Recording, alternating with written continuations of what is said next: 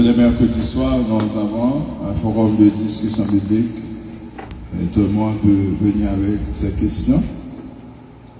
Et que l'Esprit de Dieu nous aide à les répondre.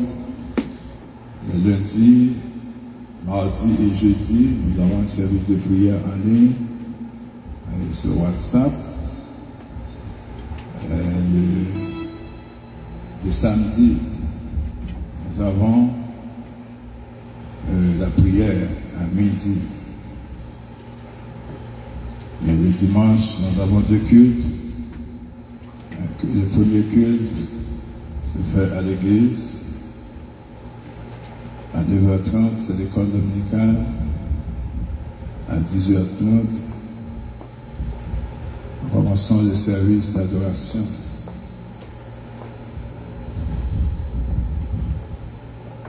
Donc, nous rendons à Dieu les actions de grâce pour ses bienfaits. Et n'oubliez pas, vendredi soir à 7h, nous avons l'étude de la parole de Dieu.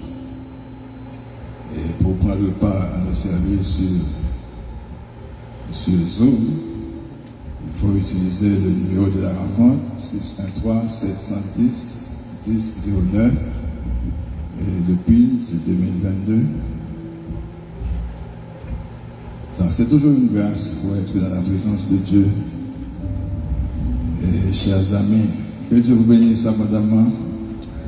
Et dans ce temps, la bienvenue à tous les frères et toutes les sœurs qui adorent Dieu avec nous.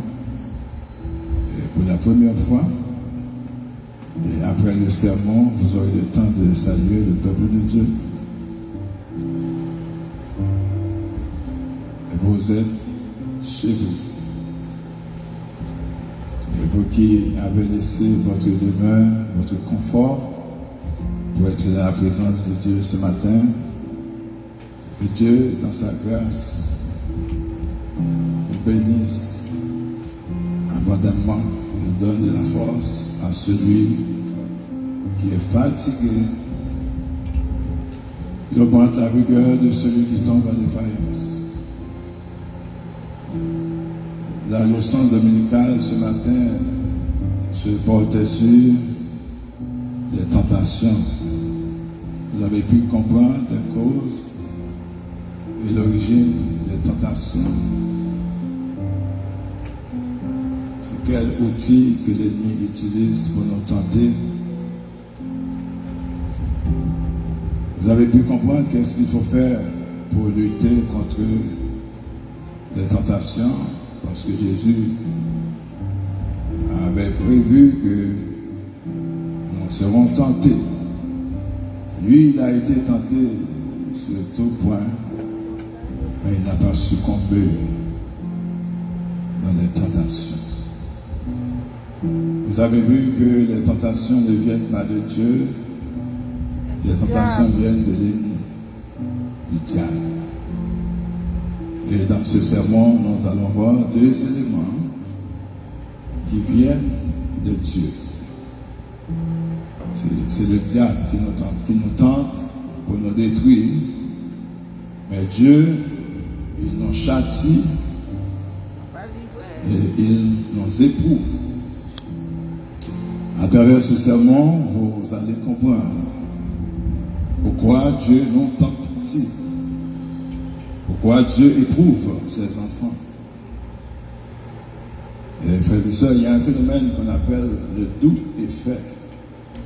C'est comme vous êtes malade, vous avez un mal dans votre corps, et bien le chirurgien vous fait rentrer à l'hôpital pour vous opérer. L'opération fait souffrir, le temps de rétablissement, c'est un temps de souffrance, mais après quoi on se sent bien. Le but pour lequel le chirurgien opère, c'est pour notre bien. Des fois on se dit pourquoi Dieu fait souffrir ses enfants. Pourquoi Dieu tente-t-il ses enfants? Dimanche dernier, je vous avais dit, il ne faut pas poser la question pourquoi, mais il faut dire comment je vais faire pour sortir de cette épreuve, de cette tentation. Parce que Dieu nous tente pour notre bien. Quand Dieu nous inflige une peine, frères et sœurs, il vise toujours notre bien. Et la punition de Dieu a un effet double. Le châtiment paraît difficile, les sanctions de Dieu paraissent difficiles. Et quand nous avons un comportement erroné, quand nous faisons des choses qui ne sont pas agréables à Dieu, eh bien, il nous châtie. Parce que Dieu ne tolère pas le péché. Il nous châtie pour notre bien. Mais le but pour lequel Dieu nous châtie, l'objectif de Dieu dans le châtiment et dans les épreuves, c'est de nous conduire à la réflexion, à la repentance et à une vie plus vertueuse. Les bons dieux châtient, c'est pour capable de marcher plus bien avec lui. Les éprouver, c'est pour capable de monter dans une dimension plus élevée avec lui. J'aimerais que vous fassiez la différence entre châtiment et tentation. Les deux, c'est pour notre bien. Le châtiment, c'est quand nous avons un mauvais comportement. Dieu nous donne une sanction, pas dans le but de nous faire souffrir, mais c'est dans le but de nous faire réfléchir. C'est toujours pour notre bien. Il nous éprouve pour tester notre foi. En d'autres termes, si vous vous posez la question pourquoi les tentations, pourquoi les épreuves, pourquoi le châtiment, eh bien l'ennemi vous tente pour vous détruire. Mais Dieu vous châtie parce qu'il vous aime et pour votre bien. Eh bien, tout comme Dieu vous éprouve pour monter avec vous à une dimension élevée. Et vous qui êtes là ce matin, sans doute, vous êtes en train de subir un châtiment ou une épreuve. Dieu a quelque chose qu'il voit. En fait, les épreuves, c'est un moyen de tester notre foi. C'est pour nous aider à grandir spirituellement. C'est pour maintenir un équilibre moral dans le monde. Il y a des choses que nous avons entendues. Bien, bon Dieu, c'est pour mettre nous en situation pour nous vivre. Ça que nous te contendez. C'est ce que Job avait dit dans Job 42, verset 5. Il dit, mon œil a vu ce que j'ai entendu. Des fois, bon Dieu, il faut voir des choses.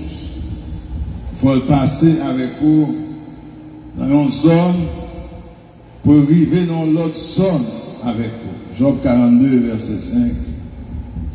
Eh bien, le serviteur de Dieu dit, mon oreille avait entendu parler de toi, mais maintenant, mon œil t'a vu. À travers des situations, Job a pu découvrir la sagesse de Dieu dont on lui parlait, la fidélité de Dieu. Eh bien, ce sont ces trois points que nous allons voir ce matin. Dieu nous éprouve pour tester notre foi. Dieu nous éprouve pour nous aider à grandir spirituellement. Dieu nous éprouve pour maintenir un équilibre moral dans le monde. Quand Dieu nous éprouve pour tester notre foi, frères et sœurs, on va voir ce que l'apôtre Jacques nous dit dans Jacques 1, les versets 2 et 3. Eh bien, le serviteur de Dieu, voilà ce qu'il dit.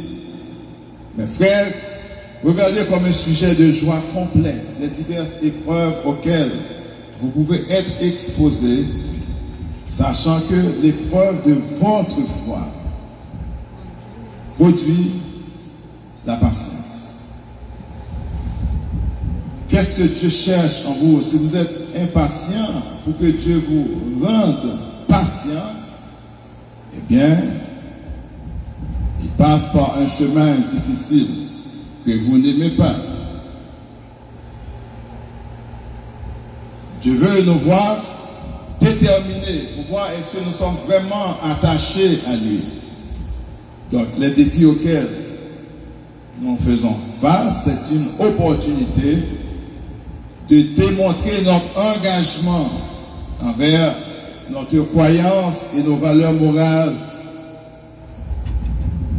pour renforcer notre caractère, pour renforcer notre conviction.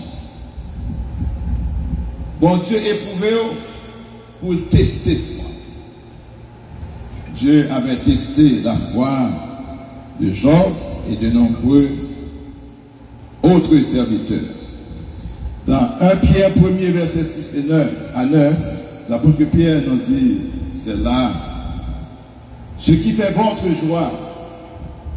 Quoique maintenant, puisqu'il le faut, vous soyez attristés pour un peu de temps par diverses épreuves, afin que l'épreuve de votre foi, plus précieuse que l'or périssable, qui cependant est éprouvée par le feu, ait pour résultat.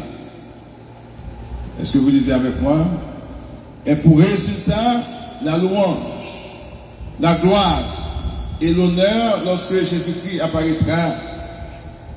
Lui que vous aimez sans l'avoir vu, en qui vous croyez sans le voir encore, vous réjouissant d'une joie ineffable et glorieuse, parce que vous obtiendrez le salut de vos âmes pour le prix de votre foi. Ouais, bon Dieu, pas qu'à quitter ça aller, sans le pas éprouver. Le but de Dieu, ce n'est pas pour vous rendre triste, mais Dieu passe par la tristesse pour trouver la louange. Des fois, nous ne prenons pas temps pour nous louer, nous ne prenons pas temps pour nous exalter. Souvent, nous faisons expérience des gens qui peuvent louer le Seigneur lorsqu'ils traversent une situation difficile. Il y a des gens qui apprennent jeune lorsqu'ils traversent une situation difficile. Il y a des gens qui apprennent dans le service de prière lorsqu'ils traversent une situation difficile. Eh bien, que la situation soit favorable ou défavorable, frères et sœurs, bon Dieu mérite toute louange qui n'a que non. Est-ce que là avec nous matin? Parce que Dieu vit de la louange, Dieu vit de l'adoration. Les cœurs contents, c'est pas un plaisir pour aller. Les cœurs contents, c'est pour lever deux mains en l'air pour faire qui ça? Pour dire louer l'Éternel car il est bon. Sa miséricorde durera toujours. Mais lorsque l'épreuve est venue, est-ce que vous cessez de louer Dieu? En toute situation, vous attendez une réponse de l'immigration, vous ne voyez pas encore la réponse, vous ne voyez pas encore la lettre, vous ne recevez pas encore d'appel. Continuez à louer le Seigneur. Vous êtes malade, il y a le désespoir, le chagrin est là, les douleurs sont là. Eh bien, levez vos mains vers le ciel, louez l'Éternel. Parce que bon Dieu mérite louange. Quand Dieu nous châtie, frères et sœurs, c'est pour une croissance spirituelle. Pas plein non châtiment, pas plein non épreuve. Parce que l'épreuve de votre foi produit la patience. Les difficultés que vous rencontrez, elles peuvent servir à la purification, à la croissance personnelle. Lorsque les défis apparaissent, frères et sœurs, Nous pouvons développer des vertus. C'est pour que c'est serviteur de Dieu. C'est pour que vous ne servir mon Dieu seulement les sabots. Mais pendant ça pas bon. C'est pour faire qui ça? Louer l'Éternel. La vie de nos patients. Les défis vous rendent persévérants. Les défis vous rendent compatissants. Et les défis vont créer chez vous l'empathie. Frères et sœurs, regardez ce que l'apôtre Paul nous dit dans Romains 5, verset 3 à 5. Bien plus, nous nous glorifions même des afflictions, sachant que l'affliction produit la persévérance. La persévérance produit la victoire dans l'épreuve. Et cette victoire, l'espérance. Or, l'espérance ne trompe point, parce que l'amour de Dieu est répandu dans nos cœurs par le Saint-Esprit qui nous a été donné. Combien de monde qui a le Saint-Esprit fait du bien?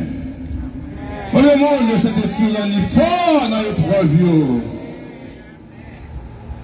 Lorsque difficulté est venue, avec force par nous, nous pas capables, mais avec la puissance de Dieu en nous, nous pouvons résister aux assauts de l'ennemi.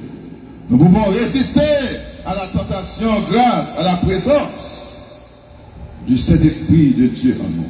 L'auteur de l'Épître aux Hébreux, dans Hébreux 12, verset 11, il dit: il est vrai que tout châtiment semble d'abord un sujet de tristesse et non de la joie.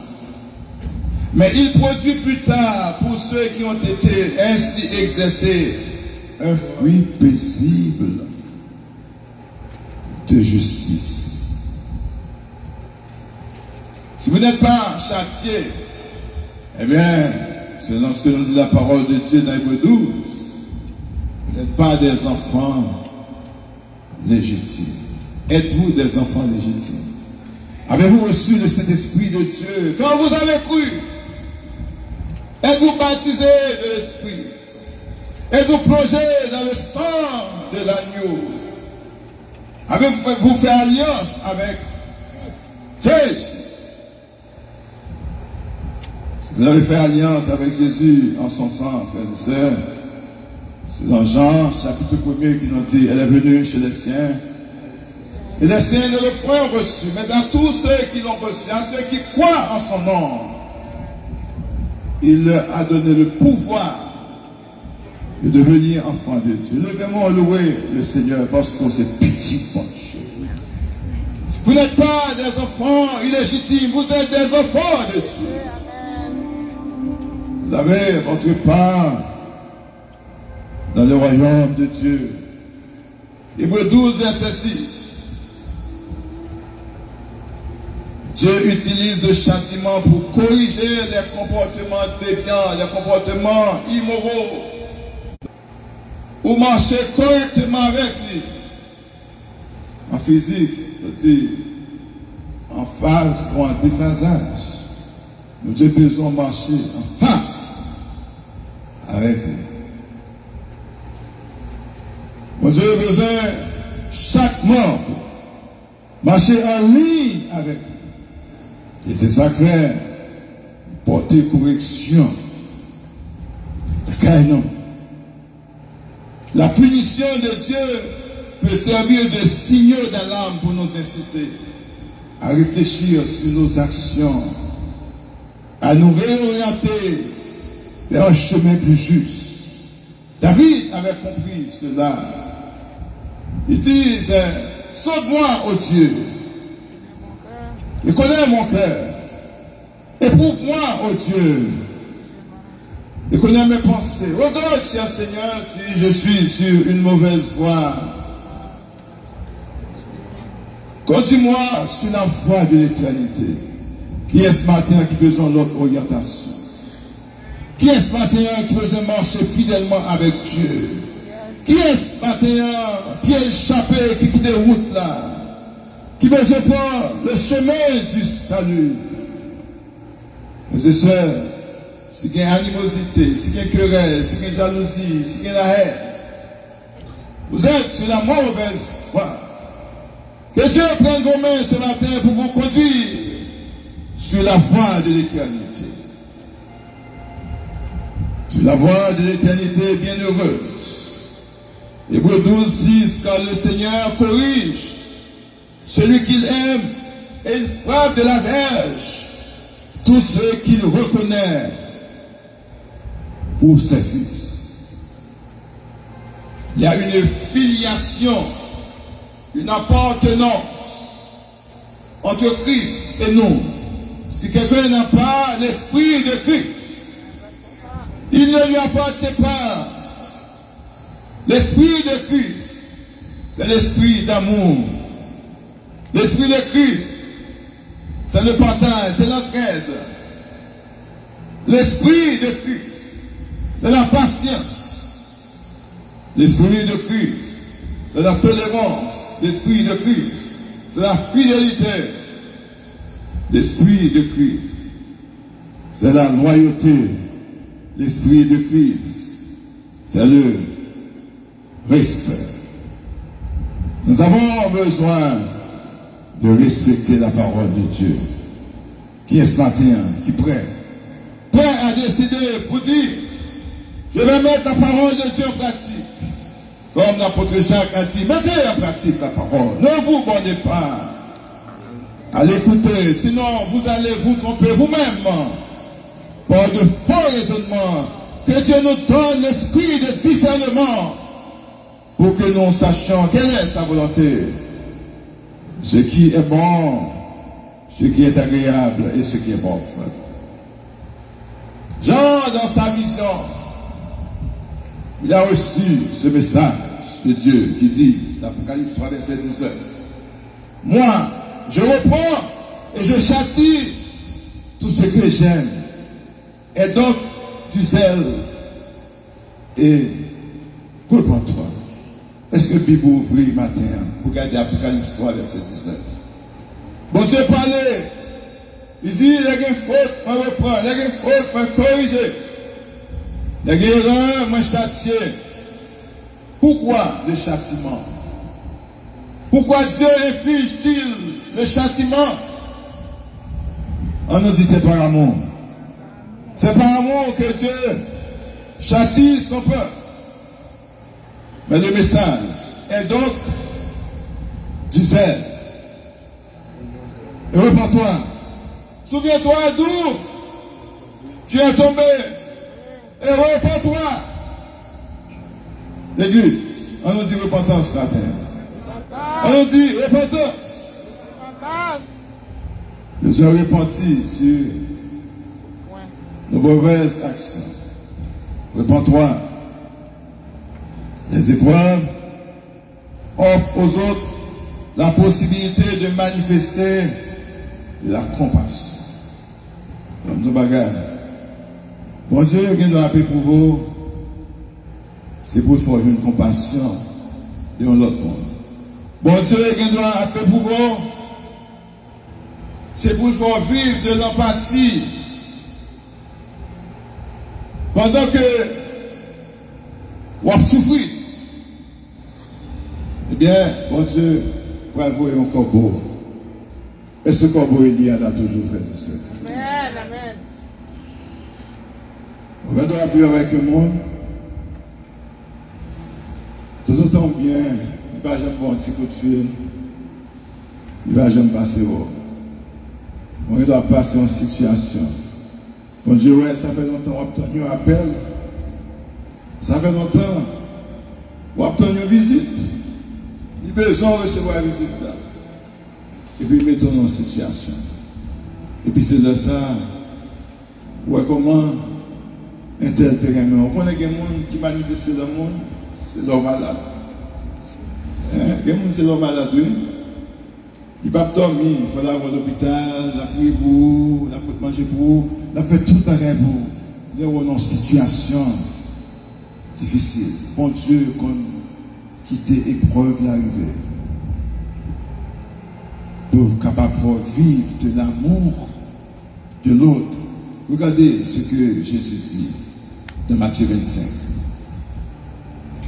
Quand j'ai eu faim, et vous m'avez donné à manger, j'ai eu soif, et vous m'avez donné à boire, j'étais étranger, et vous m'avez recueilli, j'étais nu, et vous m'avez vêtu, j'étais malade, et vous m'avez visité, j'étais en prison, et vous êtes venus me voir.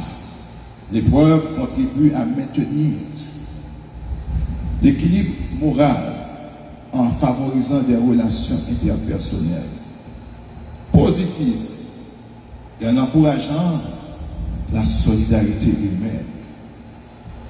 Pendant que vous avez l'épreuve là, il y a des gens qui viennent solidaires avec vous.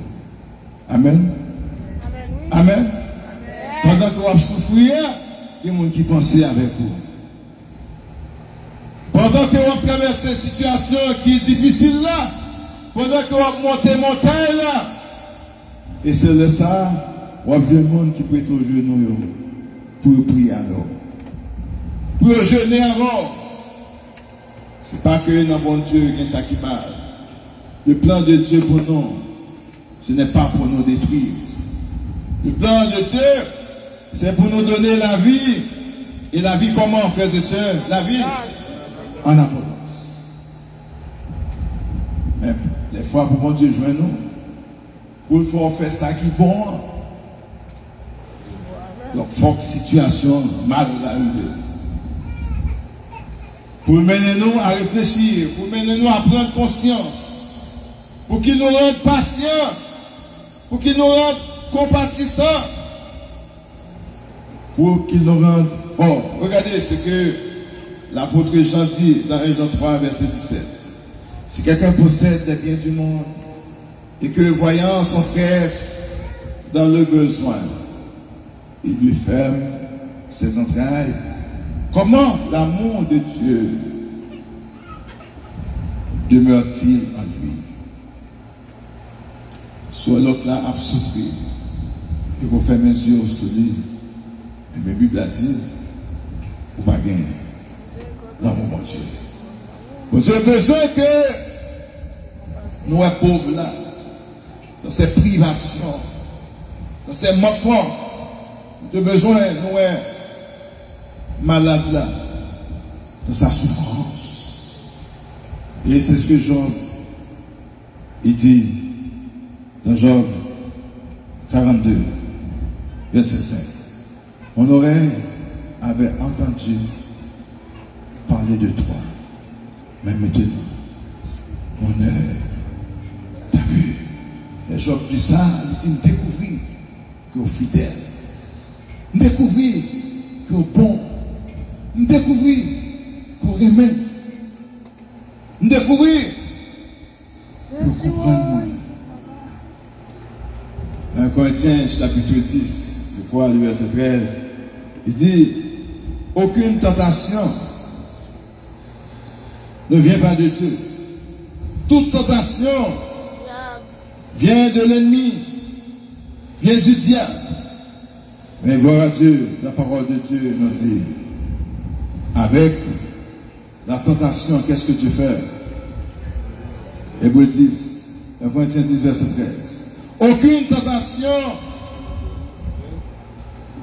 ne vous est survenue qui n'ait été humaine. Et Dieu, quel est l'attribut de Dieu ici? La fidélité. Et Dieu qui est? Là, mon Dieu avec moi. Et Dieu qui est? Fidèle. C'est quoi la décision de Dieu face à la tentation auquel nous faisons face? La tentation à laquelle nous faisons face. Que fait Dieu? Dans sa fidélité, il a décidé, il s'est mis à côté de nous. Il ne permettra pas que vous soyez tentés au-delà de vos forces. Avec la tentation, avec cette situation, que fait Dieu, frères et sœurs? Qu'est-ce qu'il fait? Avec la tentation, Dieu, il préparera aussi le moyen de sortir. Pourquoi? pour que vous puissiez la supporter. Laissez force moi. Laissez lumière moi. Laissez salut moi. Et on la fait noire. L'Éternel est ma lumière et mon salut. De qui aurais-je crainte?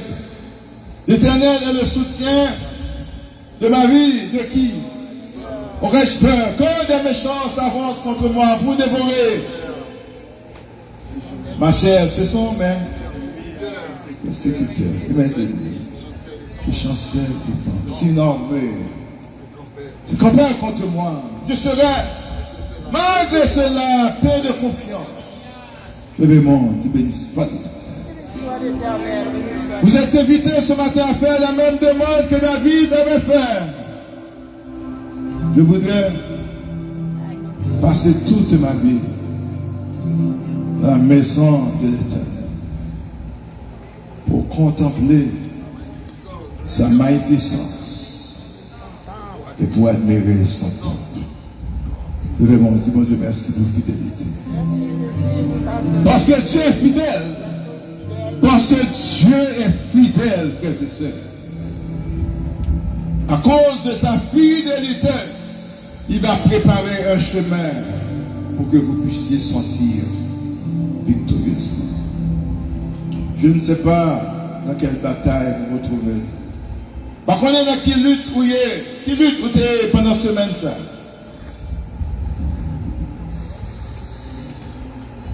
Combien de songes qu'on fait pendant cette semaine ça? Combien de cauchemars vous avez gagné pendant cette semaine ça? Combien cette bataille est ardue pendant cette semaine ça? Combien de fois vous capitulez pendant cette semaine ça? Vous va tomber encore. Vous va camper sur deux pieds pour glorifier le nom de l'Éternel. Somme 23. À cause de son nom. Parce que Dieu nous aime d'un amour éternel. Parce que vous avez loué non. Parce que vous avez cité non. Parce que vous avez glorifié. Il ne va pas quitter la situation ça. Allez avec vous. Frères et sœurs, Dieu nous châtie. Pour quelle raison? Pourquoi le châtiment? Pourquoi le châtiment? Pour notre bien. Dieu nous éprouve. Pourquoi? Pourquoi tant d'épreuves? Sachant que l'épreuve de votre foi produit la patience. Mon travail que vous faites pour patience. Qu'est-ce qui manque de patience? Si quelqu'un manque de patience, il la demande à Dieu. Il donne tout simplement sans reproche. Qui est ce matin qui a fait face à des convoitises, à des offres, à des propositions indécentes? Que Dieu vous fortifie. Que Dieu vous fortifie. Que Dieu vous donne force et courage pour sortir en vainqueur et pour vaincre. Levez-moi matin, fait bon Dieu sortir. Reconnaissant. Prenez les épreuves comme si elles étaient douces. Après ton bagage matin qui fort. Si pendant l'épreuve, ou à plein, l'épreuve qu'on change à jugement. Le jugement de Dieu est terrible. Dieu est en train de vous éprouver avec le but de vous donner une promotion. Mais si vous vous plaignez pendant l'épreuve, il y a des choses qui arrivent dans votre vie et que vous dites ça sont attaques spirituelles. L'ennemi n'a pas tout pouvoir ça. Les gens qui vont dans la vie, c'est parce qu'ils font erreur et qu'ils vont Dieu taper. Connais-toi toi-même et ensuite tu connaîtras l'univers et les dieux. C'est pour connaître tout. Comment on va marcher avec mon Dieu. Ce n'est pas tout le bagage qui arrive pour dire c'est l'ennemi qui a fait mal. L'ennemi est là juste pour tenter, pour détourner de la voie de Dieu. Mais sous soif, vous sentez que non, mon sèche. De temps en temps, son frère, levez-moi vers le ciel. Vous dites, Seigneur, il y a une goutte de pluie spirituelle, restaurez ma vallée. Restaurez-moi ma vallée. L'Église a besoin de la restauration, de la force. Vous ne pouvez pas mener une bataille sans pour contour. C'est une bataille spirituelle. C'est l'esprit qui combat l'esprit. Notre force charnelle ne peut pas combattre les esprits. Mais nous avons besoin de la puissance d'en haut. Qui est-ce qui a besoin de plus fort spirituellement? Qui est-ce qui a besoin de plus de puissance pour suspendre faire cauchemar la nuit? Pour la gloire de Dieu, pour suspendre ton coup de bâton en nuit, pour la gloire de Dieu, pour suspendre courir devant l'ennemi. C'est l'ennemi qui peut courir devant par 7 chemins. Lorsque vous couvrez en la puissance de Dieu. Je viens chercher Élie. Il est tellement couvert en ma puissance. Je vois même quand si c'est lui. C'est lui-même qui dit, me voici. Que Dieu vous rende invisible devant l'ennemi. D'abord répétez que Dieu me rende invisible devant l'ennemi. Toute âme forgée contre toi, béni soit l'Éternel, qu'elle soit sans effet, dans le nom de Jésus. L'Éternel est pour moi. Dis ça matin, l'Éternel est pour moi. Je ne crains rien que peur peut faire des hommes. Apprendre contre tout. Il faut avoir le courage que David a fait. Dans Psaume 51, il dit, Seigneur, j'ai péché contre toi. J'ai fait ce qui est mal. Sois juste. C'est ta sentence, sans reproche, dans ton jugement. Car je suis né dans l'iniquité. Ma mère m'a conçu dans le péché, mais toi, tu veux que la vérité soit au fond de mon cœur. Fais donc pénétrer quoi? La sagesse au-dedans de moi. Purifie-moi avec l'hysope et je serai blanc comme la neige. Il veut dire, j'enseignerai ta voix. J'enseignerai ta voix. Pourquoi? Afin que les pécheurs reviennent à toi. Qui est-ce qui peut prendre cette responsabilité d'enseigner la voix de Dieu aux pécheurs pour qu'ils reviennent à Dieu, pour qu'ils soient restaurés? Que bon Dieu bénisse. Que bon Dieu aide. Que bon Dieu aide sur route là, que bon force pour capable aider l'autre monde qui tombe. Parce que la Bible a dit malheur à celui qui tombe et qui va joindre au monde pour bonne main pour le lever. Si on faut tomber, on va dire bon Dieu force pour aider le monde lever. Béni soit l'Éternel. On dit bon Dieu sagesse pour aider le sentir dans le trou pour monter plus haut. Le bon Dieu nous rend vivants comme des pierres vivantes rejetées par les hommes, mais choisies et précieuses. Mon Dieu, que Dieu fortifie l'Église. Que Dieu rende l'Église plus puissante que jamais. Que Dieu rende l'Église plus forte. Vous serez éprouvés, frères et sœurs. L'Éternel châtie celui qui aime. Apôtre Paul dit, si vous êtes exempts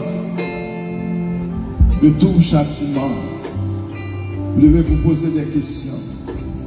Vous sentez tout le temps à brûler sur l'huile seulement.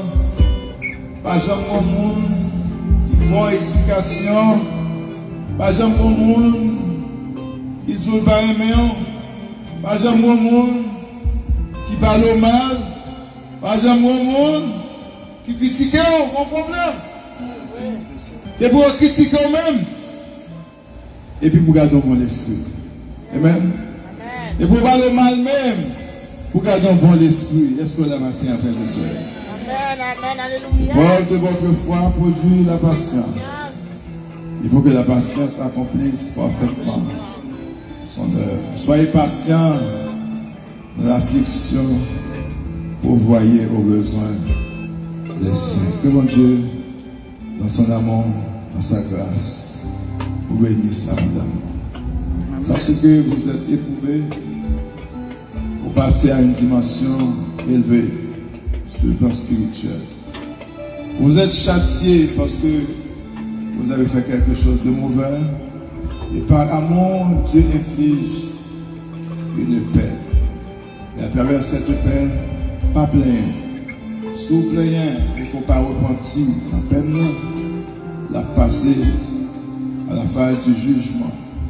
Et le jugement de Dieu est terrible. Soyez écartés de tout jugement. Repentez-vous, car le royaume de Dieu est proche. Que mon Dieu bénisse. Amen, amen, amen.